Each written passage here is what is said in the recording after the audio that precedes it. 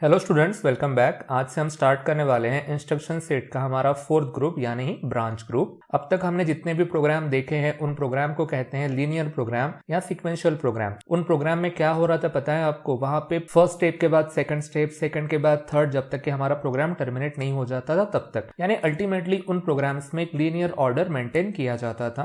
Programme हमारा sequential order में वहां एग्जीक्यूट हो रहा था, बट हमेशा प्रोग्राम लीनियर ऑर्डर में ही एग्जीक्यूट हो ऐसा जरूरी नहीं है। प्रोग्रामिंग के हिसाब से, प्रोग्राम के लॉजिक के हिसाब से आपको प्रोग्राम का फ्लो चेंज भी करना पड़ सकता है। तो अगर आपको प्रोग्राम का फ्लो चेंज करना है, पर्टिकुलर स्टेप अगर आपको स्किप करनी है या पर्टिकुलर स्टेप्स आपको रिपीट करनी है, तो आपको ब्रांचिंग ग्रुप वाले इंस्ट्रक्शन का यूज करना पड़ता है। अल्टीमेटली अगर आपको प्रोग्राम का फ्लो चेंज करना हो, सीक्वेंस चेंज करना हो, तो हम ब्रांच ग्रुप वाले इंस्ट्रक्शन का यूज करते हैं। तो सबसे पहले तो हम ये देखेंगे कि प्रोग्राम एक लीनियर ऑर्डर में कैसे वर्क करता है और देन उसका फ्लो वगैरह कैसे चेंज होता है। सबसे पहले हम एक छोटा सा एग्जांपल लेंगे। एक प्रोग्राम ले रहे हैं हम, देखो गाइस, सिंपल सा प्रोग्राम में मैंने यहाँ पे जस्ट 4 स्टेप लिखे हैं और प्रोग्राम यहाँ पे टर्मिनेट हो गया है। तो पहली स्टेप आप अच्छे से पढ़ोगे तो MVI A,20H है, तो अल्टीमेटली इसमें हो क्या रहा है, A में 20H स्टोर हो रहा है। ये हमारे पहले स्टेप का मीनिंग है।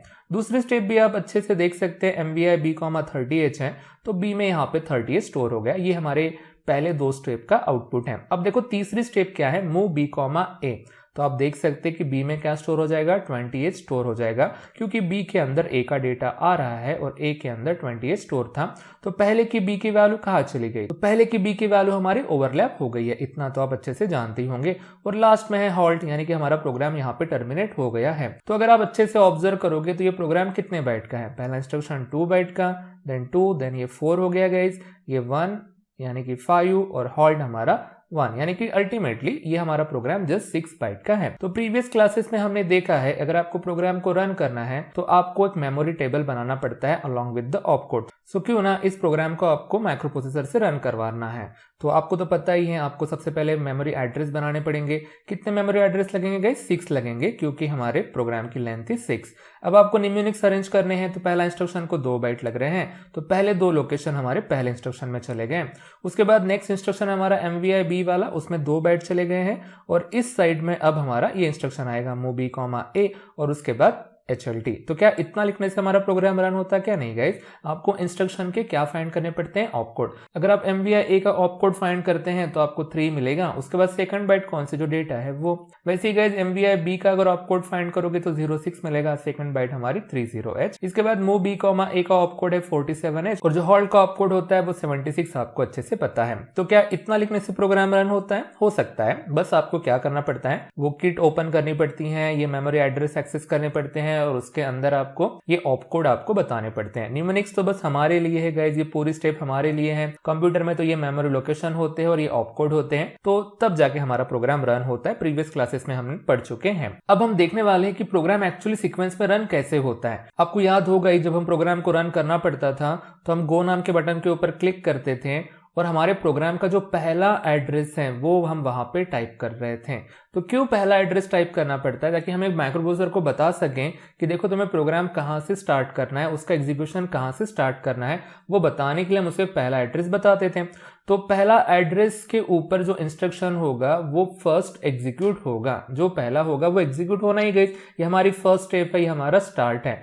तो EXEC यानी एग्जीक्यूशन। मान लो कि माइक्रो प्रोसेसर इस इंस्ट्रक्शन को एग्जीक्यूट कर रहा है, अब तक हुआ नहीं गई, प्रोसेस चल रही है। उस प्रोसेस में क्या है, 20H ये डेटा A में स्टोर करना है, ठीक है।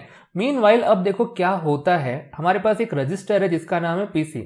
गाइज आप जानते हो PC को, PC यानी प्रोग्राम काउंटर। अर्लियर चैप्टर में हम इसके बारे में स्टडी कर चुके हैं, फिर भी थोड़ा सा रिमाइंडर यहाँ पे गाइज कि यहाँ पे क्या होता है। प्रोग्राम काउंटर PC शॉर्टकट में बोलते हैं is a 16-bit register that deals with the sequencing the execution of the instruction. ऐसा पॉइंट हमने उस चैप्टर में पढ़ा था, शायद आपको उतना तब नहीं समझा होगा।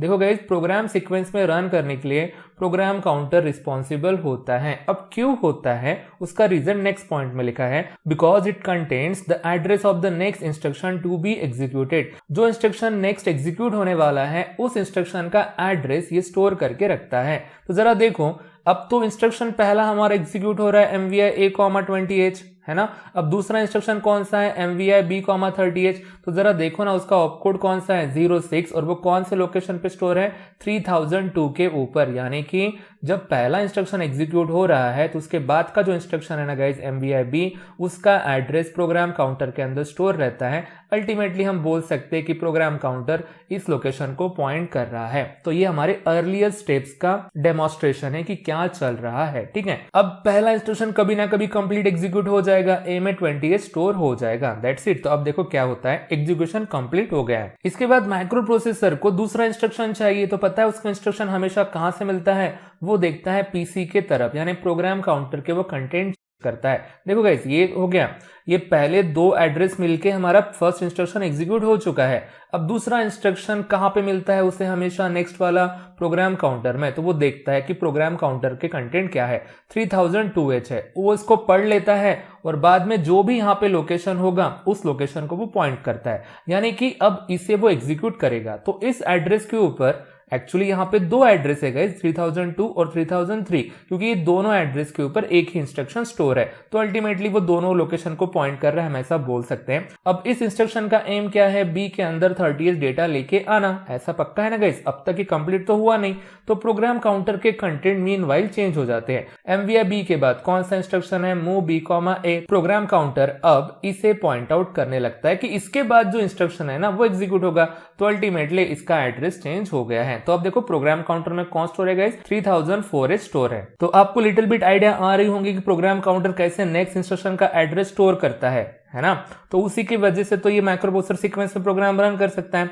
तो अब मान लो ऐसा कि माइक्रो प्रोसेसर ने ये इंस्ट्रक्शन सेकंड वाला एग्जीक्यूट कर लिया है और बी में क्या स्टोर कर दिया है, 30 स्टोर कर दिया है। तो ये एग्जीक्यूशन कंप्लीट हो गया है, इसलिए मैंने ये पॉइंटर हटा दिया। अब माइक्रो प्रोसेसर फिर से प्रोग्राम काउंटर की तरफ देखता है और देखता है कि उसके कंटेंट क्या है।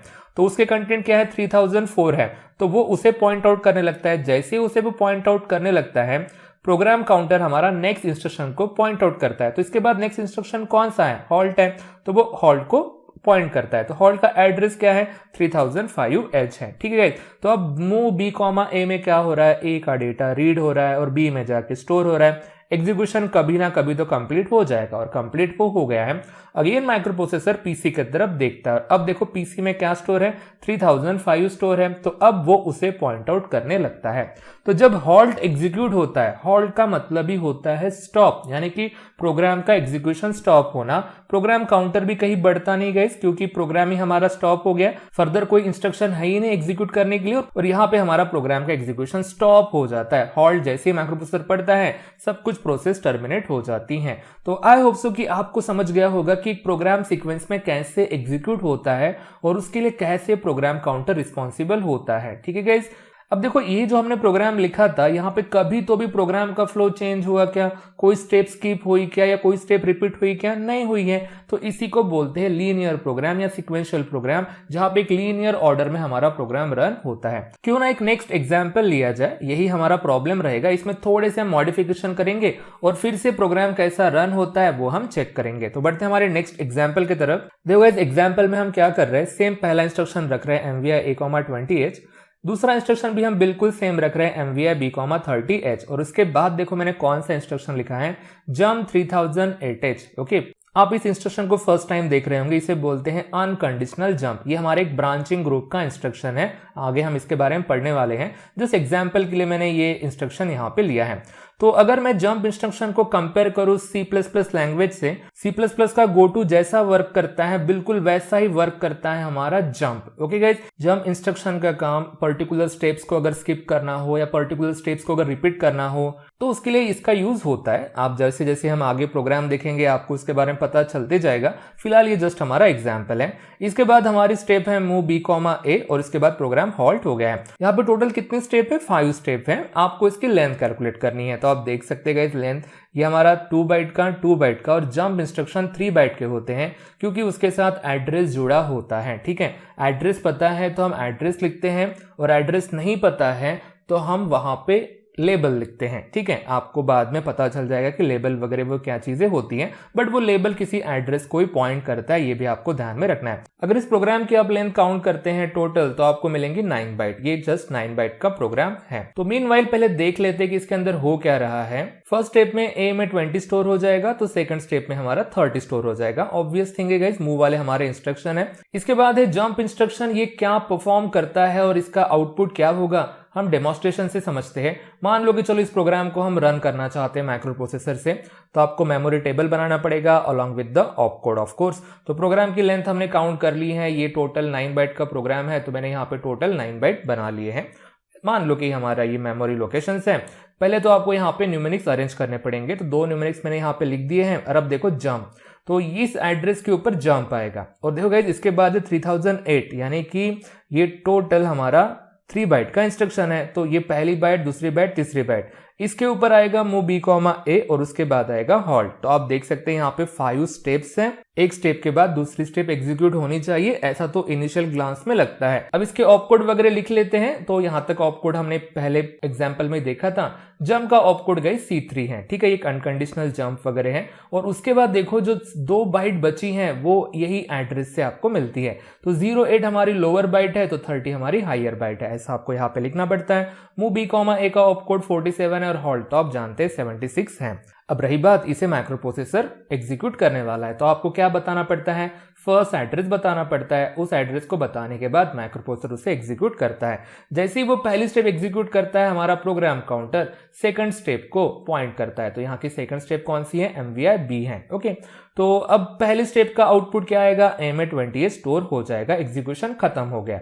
जैसे एग्जीक्यूशन खत्म हो जाता है, माइक्रो प्रोसेसर पीसी की तरफ आता है, उसके कंटेंट चेक करता है। क्या है, 3002 है, मतलब इसके अंदर कुछ होना, मतलब माइक्रो प्रोसेसर उसे रन करेगा, इतना तो पक्का होता है। माइक्रो प्रोसेसर चला जाता है उस लोकेशन के ऊपर जिसके कंटेंट पीसी में थे, और मीनवाइल पीसी के कंटेंट चेंज हो जाते हैं। इसके बाद का इंस्ट्रक्शन कौन सा है, जरा देखो गाइस, ये हमारा नया वाला इंस्ट्रक्शन है जिसका एड्रेस है 3004। ओके, तो ये इंस्ट्रक्शन एग्जीक्यूट हो रहा है MVI B, 30H।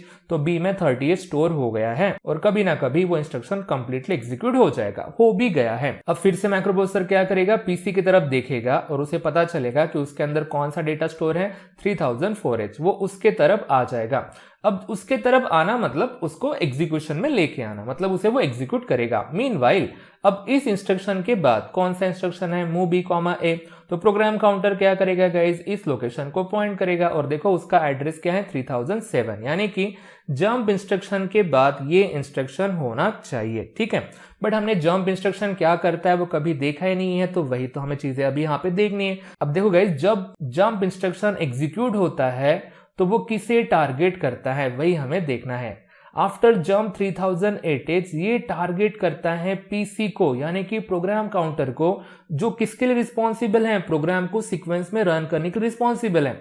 तो प्रोग्राम काउंटर के कंटेंट ये चेंज करता है। तो कैसे चेंज होता है, जो भी एड्रेस दिया है करंट इंस्ट्रक्शन के अंदर, वैसे का वैसा एड्रेस प्रोग्राम काउंटर में स्टोर हो जाता है। बट जरा देखो ना गाइस, इसके पहले प्रोग्राम काउंटर में क्या स्टोर है, 3007 स्टोर है। और देखो B कॉमा ए अब तक एग्जीक्यूट हुआ नहीं है, उसका जो एड्रेस है 3007 जस्ट पीसी में स्टोर है। एज पर हमारे प्रोग्राम के हिसाब से जंप इंस्ट्रक्शन के बाद ये एड्रेस एग्जीक्यूट होना चाहिए, ऐसा प्रोग्राम का सीक्वेंस कहता है। बट जरा देखो तो सही, जंप इंस्ट्रक्शन किसे चेंज करता है, प्रोग्राम काउंटर के कंटेंट ही चेंज कर देता है। तो 3008 हो गए, तो अब 3007 यहाँ पे रहेगा क्या, नहीं, और यहाँ पे आ जाएगा 3008। ये इंस्ट्रक्शन का हमारा रिजल्ट है जंप वाले इंस्ट्रक्शन का।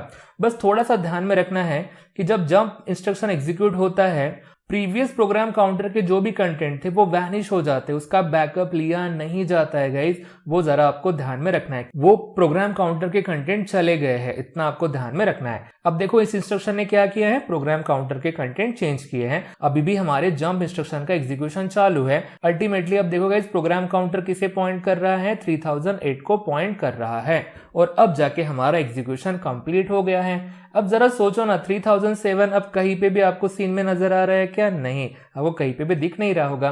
प्रोग्राम तो टर्मिनेट अभी तक हुआ नहीं है। अब माइक्रो प्रोसेसर फिर से पीसी की तरफ देखेगा और उसमें पता चलेगा कि उसके अंदर 3008 है, तो 3008 को वो पॉइंट आउट करने लगेगा एग्जीक्यूशन के लिए, और वहां पे क्या है, हॉल्ट है। और हॉल्ट क्या करता है, एग्जीक्यूशन को स्टॉप करता है, मतलब कि हमारा प्रोग्राम स्टॉप हो गया है।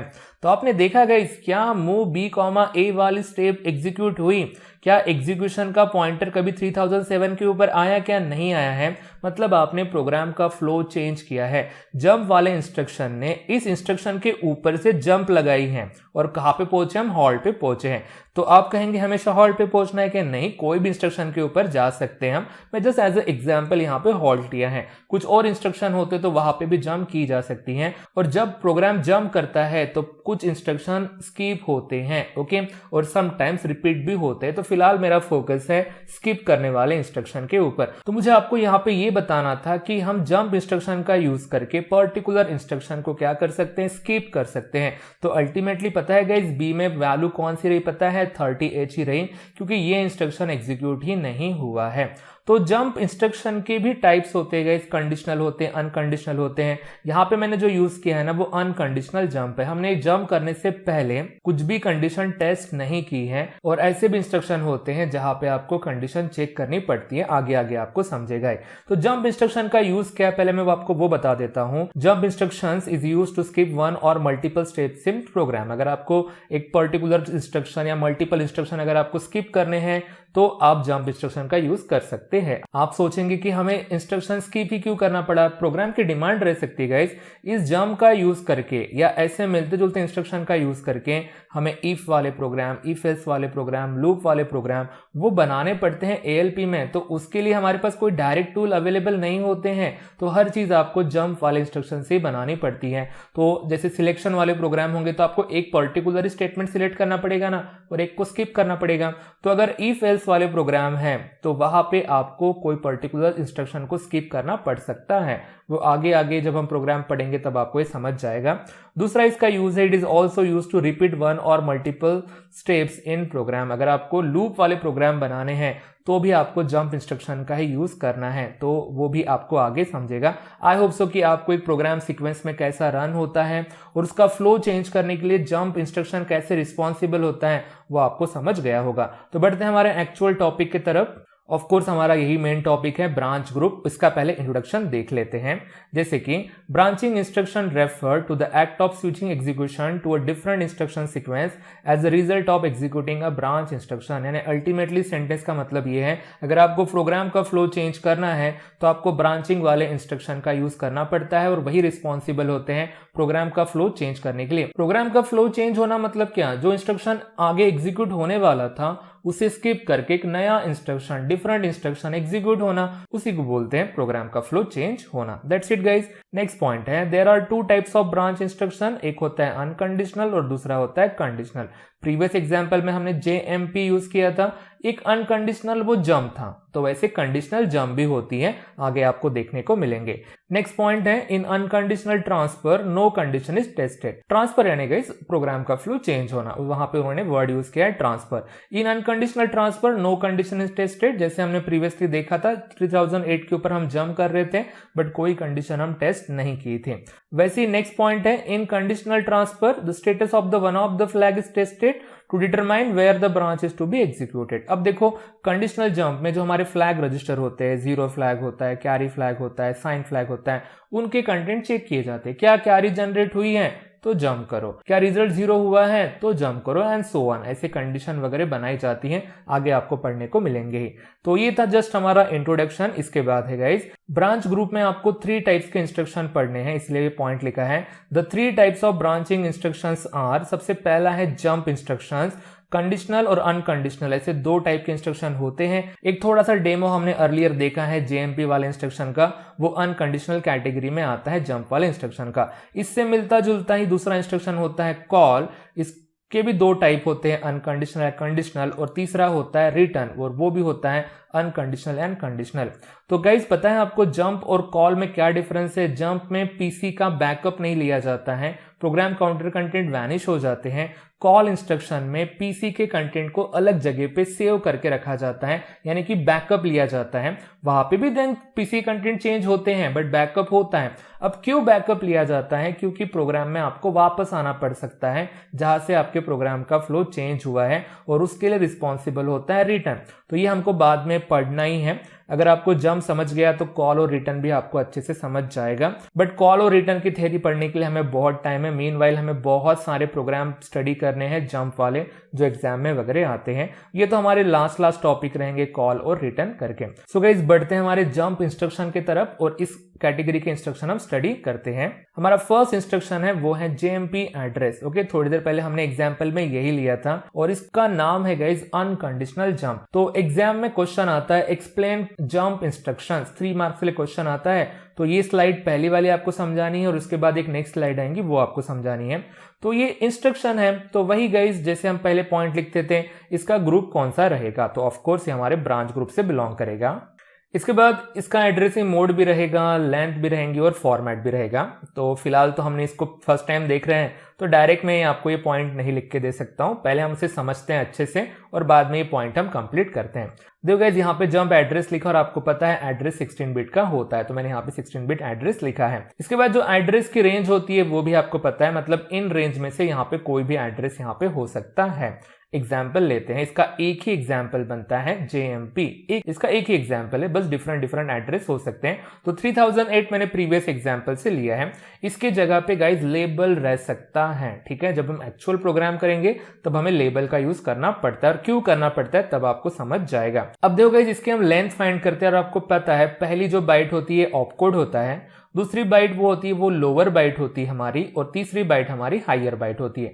तो अल्टीमेटली ये कितने बाइट का इंस्ट्रक्शन है हमारे 3 बाइट का, तो मैंने यहाँ पे लिख दिया इसकी लेंथ कौन सी है 3 बाइट है। सो रही बात ये क्या परफॉर्म करता है, तो ये प्रोग्राम काउंटर के कंटेंट को चेंज करता है, हमने एग्जाम्पल में देखा है। तो प्रोग्राम काउंटर में वो कौन से कंटेंट लेके आता है, देखो गाइस, तो एग्जाम्पल से हम पहले समझ लेते हैं कि आफ्टर JMP 3008 प्रोग्राम काउंटर में स्टोर हो जाता है जो इंस्ट्रक्शन में दिया है एड्रेस, जैसे का वैसा वो यहाँ पे स्टोर हो जाता है, दैट्स इट। तो ये एड्रेस इंस्ट्रक्शन में कौन से पोजीशन के ऊपर स्टोर है, तो वो बाइट 3 और बाइट 2 पोजीशन के ऊपर स्टोर है। बट है address guys, but program counter में जैसे का वैसा स्टोर हो रहा है। क्या इस एड्रेस के ऊपर के कंटेंट वगैरह स्टोर हो रहे हैं क्या? नहीं, जो एड्रेस दिया है वही प्रोग्राम काउंटर में स्टोर हो रहा है। तो ये प्रॉपर्टी किसकी है कि इंस्ट्रक्शन में जो डेटा आया है वही कहीं पे जगह पे जाके स्टोर होना। तो ये प्रॉपर्टी है गाइज इमीडिएट एड्रेसिंग मोड की।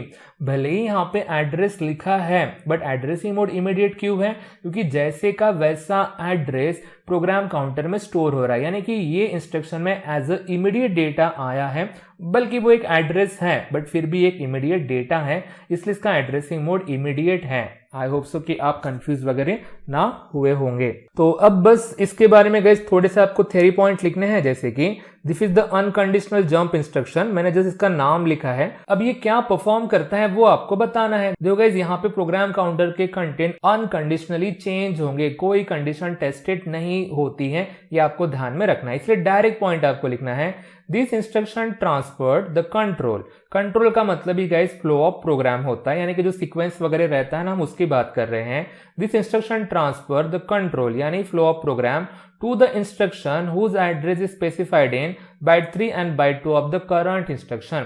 इस एड्रेस के ऊपर जो इंस्ट्रक्शन में आया है वहां पे प्रोग्राम का कंट्रोल ट्रांसफर हो जाता है और वो इंस्ट्रक्शन एग्जीक्यूट होता है, ठीक है। सो इट्स एड्रेस के पहले जितने भी इंस्ट्रक्शन आएंगे वो स्किप हो जाएंगे। तो ऐसा हमारा जंप इंस्ट्रक्शन काम करता है। सो ये इतना लिखने के ऊपर आपको 1.5 मार्क मिल जाएगा। आपको बहुत डिटेल में एक्सप्लेन करने की जरूरत नहीं है। जैसे मैंने प्रीवियस एग्जाम्पल लिए हैं वो तो हमारे लिए थे ताकि हम अच्छे से समझ सके कि ये जंप इंस्ट्रक्शन वगैरह कैसे काम करता है। बढ़ते हमारे नेक्स्ट जंप इंस्ट्रक्शन की तरफ। और देखो गाइस, इंस्ट्रक्शन कैसा है, जे कंडीशन लिखा है और एड्रेस लिखा है। अब ये जे जो लेटर आया है वो जंप से आया है और यहाँ पे मैंने अलग कलर में कंडीशन लिखा है, इस जगह पे कंडीशन आएंगे। ये हमारे इंस्ट्रक्शन का जस्ट सिंटैक्स है और यहाँ पे भी एड्रेस रहेगा। इसका नाम देखा जाए तो है कंडीशनल जंप। बिल्कुल इसकी वर्किंग हमारे प्रीवियस इंस्ट्रक्शन जैसे ही है, बस यहाँ पे जंप डिपेंड करती है कंडीशन के ऊपर। बस हमें इतना ही पढ़ना है कि कंडीशन वगैरह कौन सी होती है। तो रही बात, इसका ग्रुप रहेगा हमारा ब्रांचिंग ही, एड्रेसिंग मोड इमीडिएट ही रहेगा और इसके बाद लेंथ 3 बाइट ही रहती है। और देखो गाइस, फॉर्मेट क्या है, जैसे हमने प्रीवियस इंस्ट्रक्शन में देखा ना गाइस, वही फॉर्मेट है। जो इंस्ट्रक्शन में एड्रेस दिया रहेगा वो प्रोग्राम काउंटर में स्टोर होगा, बट बस यहाँ पे एक कंडीशन है, और कंडीशन ये है कि कंडीशन ट्रू रहनी चाहिए। अगर गिवन कंडीशन ट्रू होती है तो ही प्रोग्राम काउंटर के कंटेंट चेंज होंगे। ये अनकंडीशनल जंप नहीं है, ये अब कंडीशनल जंप है। तो कंडीशन क्या होती है, हमारे कोई भी फ्लैग के कंटेंट हो सकते हैं। तो अगर वो पर्टिकुलर फ्लैग सेट या रिसेट हुआ है अकॉर्डिंग टू ये इंस्ट्रक्शन काम करते हैं। तो चलो इसकी पहले थ्योरी लिख लेते हैं। This is the conditional jump instruction, मतलब हमने जस्ट इंस्ट्रक्शन का नाम लिखा। और देखो गाइस, जो नेक्स्ट पॉइंट है वो हमारे प्रीवियस इंस्ट्रक्शन जैसे ही है, बस एक सेंटेंस आपको ऐड करना है। सिंपल सा सेंटेंस है, if the condition is true then this instruction transfer the control यानी flow of program to the instruction whose address is specified in byte 3 and byte 2 of the current instruction। यानी instruction में जो address आया है उसके ऊपर जो दूसरा इंस्ट्रक्शन है वो एग्जीक्यूट करना है, बट कब, जब गिवन कंडीशन ट्रू होंगी तब। अब रही बात आपको कंडीशन बतानी है, कौन कौन सी रह सकती है। हियर कंडीशन कैन बी, ये जो लिखा है पिंक कलर में, कंडीशन रह सकती है जैसे कि जेड। आपको समझ गया होगा कि जेड यानी कि हमारा जीरो फ्लैग। अगर जीरो फ्लैग सेट हुआ है तो जंप करो, मतलब देखो गाइस, इन इंस्ट्रक्शन का काम जंप करना है और ये कंडीशन है। अगर कैरी जनरेट हुई है तो जंप करो। यहाँ पे देखो गाइस, अगर जीरो फ्लैग सेट नहीं हो गया होगा तो जंप करो। यहाँ पे कैरी जनरेट नहीं हुई होंगी तो जंप करो। जंप तो करना है, तो ये कंडीशन यहाँ पे लिखी गई है कि कौन सी कंडीशन है। P और M ये प्लस और माइनस है, नहीं तो हम P को पैरिटी भी समझ सकते हैं, बट ये प्लस और माइनस है यानी हमारे ये साइन फ्लैग से रिलेटेड है। पैरिटी के लिए ये दो कंडीशन है, PO यानी कि गाइस ऑड पैरिटी और E मतलब इवन पैरिटी। तो ये रही हमारी कंडीशन। अब इन कंडीशन का यूज करके हमें इंस्ट्रक्शन बनाने हैं। ये जस्ट सिंटैक्स है। इस कंडीशन की जगह हमको ये एक्चुअल कंडीशन अब लिखनी है। तो देखते हैं कि पॉसिबल इंस्ट्रक्शन कौन कौन से बनते हैं। तो हमारा पहला इंस्ट्रक्शन देखो गाइस कौन सा बनता है, JZ एड्रेस। देखो इस कंडीशन की जगह मैंने Z पुट किया है, तो इसका मीनिंग समझते हैं कि इसका मीनिंग होता क्या है। जंप ऑन जीरो, यानी कि अगर जीरो फ्लैग सेट होता है तो जंप करो। और जंप क्यों की जाती है गाइस, पर्टिकुलर स्टेप्स स्किप करने के लिए या प्रोग्राम रिपीट करने के लिए जंप लगाई जाती हैं। जब एक्चुअल प्रोग्राम शुरू होंगे तो आपको समझ जाएगा, बस आपको इन्हीं को समझाना है। अब जैसे कि JNZ एड्रेस, तो गाइस क्या रहेगा, जंप ऑन नॉट जीरो, यानी कि जीरो फ्लैग हमारा रिसेट हुआ होगा तो। वैसे ही JC एड्रेस यानी जंप ऑन कैरी फ्लैग, यानी कैरी अगर सेट हुई होंगी तो। वैसे उसका opposite JNC, jump on not carry, यानी कैरी फ्लैग रिसेट हुआ होगा तो। ये चार इंस्ट्रक्शन पहले बहुत इंपॉर्टेंट हैं, इन्हीं का यूज करके हमें बहुत से प्रोग्राम बनाने हैं गाइस। मोर देन 50 प्रोग्राम्स इन्हीं इंस्ट्रक्शन के ऊपर डिपेंड करेंगे। ओके, तो इतने सारे प्रोग्राम है तो आपको इनकी वर्किंग वगैरह पता चल ही जाएंगी। हम यहाँ पे जस्ट फर्स्ट टाइम देख रहे हैं, उसकी थ्योरी पढ़ रहे हैं। प्रोग्राम पढ़ने के बाद सब डाउट आपके क्लियर हो जाएंगे। इसके बाद भी हमारे कुछ कंडीशन है, जैसे कि JM एड्रेस, तो M का मतलब गाइस यहाँ पे माइनस होता है, तो जंप ऑन माइनस, और माइनस मतलब यहाँ पे साइन फ्लैग का सेट होना। वैसे JP एड्रेस यानी जंप ऑन प्लस, यानी कि साइन फ्लैग का रिसेट होना। एक दो ALP प्रोग्राम होंगे जहां पे हम ये दो इंस्ट्रक्शन का वगैरह यूज करेंगे, अदरवाइज ये पहले चार इंस्ट्रक्शन का ही हम यूज करने वाले हैं। इसके बाद अगेन गाइज हमारी दो कंडीशन बाकी हैं, जैसे कि JP एड्रेस, यानी गाइज क्या होगा, जंप ऑन इवन पैरिटी, अगर पैरिटी फ्लैग सेट होगा तो। और उसके बाद है JPO address, jump on odd parity, यानी कि पैरिटी फ्लैग रिसेट हो गया होगा तो। इन लास्ट दो इंस्ट्रक्शन के ऊपर शायद ही कोई प्रोग्राम हमारे सिलेबस में वगैरह इंक्लूड नहीं है, होगा तो हम जरूर उसे सॉल्व करेंगे। तो ये हमारे पॉसिबल इंस्ट्रक्शन है गाइस, टोटल 8 है, और मैंने आपको ऑलरेडी बता दिया है पहले 4 बहुत इंपॉर्टेंट है, इन्हीं के ऊपर हमको मैक्सिमम प्रोग्राम करने हैं। अब रही बात ये हमारे इंस्ट्रक्शन का थ्योरी पोर्शन हो गया, तो आपको एक छोटा सा एग्जांपल बताना है। तो एग्जांपल दोगे कौन से गाइस, इनमें से कोई भी इंस्ट्रक्शन आप चूज कर सकते हैं। तो मैंने एक इंस्ट्रक्शन चूज किया है JNC 3008। मान लो कि इस एड्रेस के ऊपर हमारा एक इंस्ट्रक्शन स्टोर है जहां पे हमें जंप करनी है, बट ये अनकंडीशनल जंप नहीं है, कंडीशनल जंप। और यहाँ पे कंडीशन क्या है गाइस, नॉट कैरी, यानी कैरी सेट नहीं हुई है तो आपको जंप करना है। तो इसे एक्सप्लेन करेंगे, तो आफ्टर JNC 3008H, और अगर कैरी जनरेट नहीं हुई है यानी कैरी रिसेट हुई है, देन गाइस प्रोग्राम काउंटर के कंटेंट चेंज होके 3008 हो जाएंगे। अगर कैरी जनरेट हुई है तो बिल्कुल कंटेंट चेंज नहीं होंगे, कैरी का न जनरेट होना तभी इस प्रोग्राम काउंटर के कंटेंट चेंज होंगे, तभी हमारे प्रोग्राम का फ्लो चेंज होगा। तो ऐसा था हमारा गाइस ये कंडीशनल जंप। प्रीवियस स्लाइड और ये स्लाइड मिलके आपको 3 मार्क्स मिलेंगे अगर ये क्वेश्चन एग्जाम में आता है कि explain conditional and unconditional jump करके। तो नेक्स्ट क्लास में गाइज हम इसके ऊपर के प्रोग्राम स्टार्ट करने वाले हैं, कुछ प्रोग्राम एग्जीक्यूट भी करके देखेंगे और बहुत सारे प्रोग्राम हैं, और अभी नहीं समझा है तो प्रोग्रामिंग करते समय भी आपको ये टॉपिक समझने के बहुत चांसेस हैं। सो गाइज आज के क्लास के लिए इतना ही, मिलते हैं नेक्स्ट क्लास में इस टॉपिक के प्रोग्राम्स के साथ। तब तक के लिए goodbye, thank you guys.